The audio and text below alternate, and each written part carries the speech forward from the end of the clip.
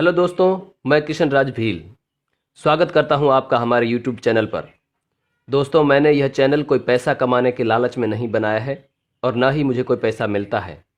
मेरा यह चैनल बनाने का मुख्य उद्देश्य अपने समाज को काल्पनिक कहानियों से निकालकर वास्तविक इतिहास से रूबरू कराना है।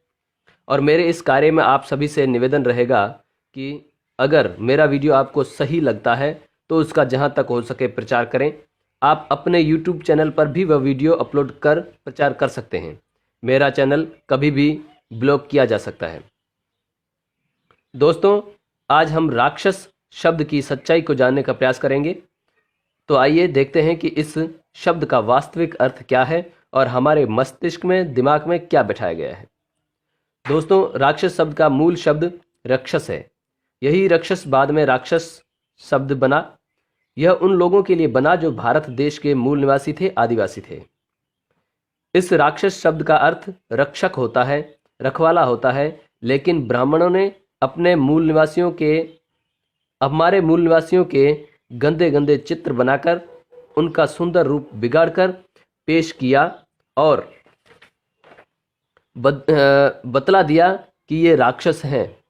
और इसी से लोगों के दिमाग में राक्षस शब्द का अर्थ गलत फीड हो गया। यह शब्द उस समय की बात है जब आर्यों के आने से पहले यहाँ मूल निवासी बड़े प्रेम से रह रहे थे और फिर आर्य आए और आदिवासियों के इस देश पर हमला करने लगे तो यहाँ के रहने वाले लोगों ने भी उनको जवाब देना आरंभ किया। जब युद्ध में आर्य लोग मूल निवासियों से जीत नहीं सकते थे तो वे छल कपट का सहारा लेते, तो कभी औरतों को आगे करके धोखे से आदिवासियों की हत्या करते। इस प्रकार दो वर्ग बने, एक वह वर्ग जो यहाँ का मूल निवासी था और दूसरा वर्ग जो बाहर से आए आर्य लोग।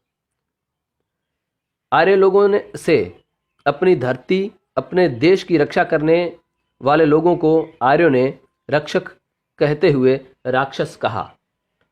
उनका मानना था कि ये जो इस देश के रक्षक हैं, ये राक्षस जब तक हम मारे नहीं जाते तब तक हमारा राज इस देश पर नहीं आ सकता, अतः इन राक्षसों को मारो।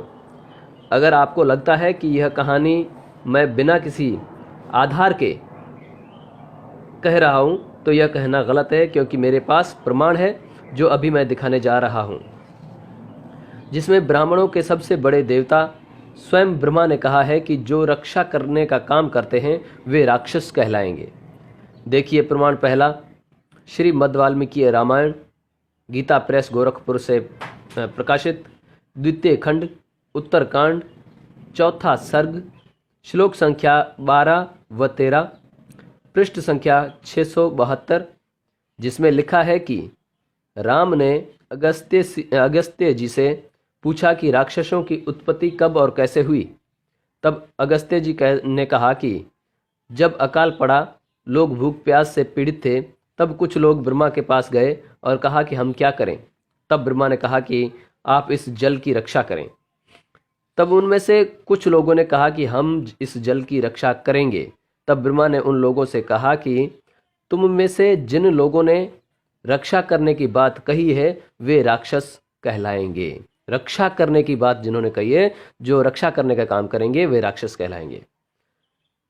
अब प्रमाण दूसरा, श्री विष्णु पुराण, प्रथम अंश, अध्याय 5, श्लोक 42 व 43, पृष्ठ संख्या 24, गीता प्रेस में लिखा है कि ब्रह्मा ने अंधकार में स्थित होकर अर्थात किसी गुफा में छिपकर, क्षुधाग्रस्त होकर अर्थात भूख प्यास को सहन करते हुए सृष्टि अर्थात कानून की रचना की, कानून लिखा।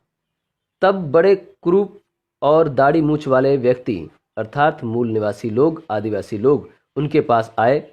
वे ब्रह्मा जी की ओर उन्हें भक्षण करने के लिए दौड़े अर्थात मारने के लिए आए। उनमें से जिन्होंने कहा कि ऐसा मत करो, इनकी रक्षा करो, वे राक्षस कहलाए। इस बात के हजारों प्रमाण है कि राक्षस का अर्थ रक्षा करने वाला, रक्षक होता है। लेकिन ये वो दो प्रमाण है जिससे स्पष्ट हो जाता है कि ब्राह्मणों ने अपने कानूनी ग्रंथों में भारत देश के मूल निवासियों, आदिवासियों को जो देश की रक्षा कर रहे थे उन्हें राक्षस कहा है। वे खुद यह मानते हैं कि रक्षा करने वालों को राक्षस कहा जाता है। दोस्तों, पूरा वीडियो देखने के लिए धन्यवाद।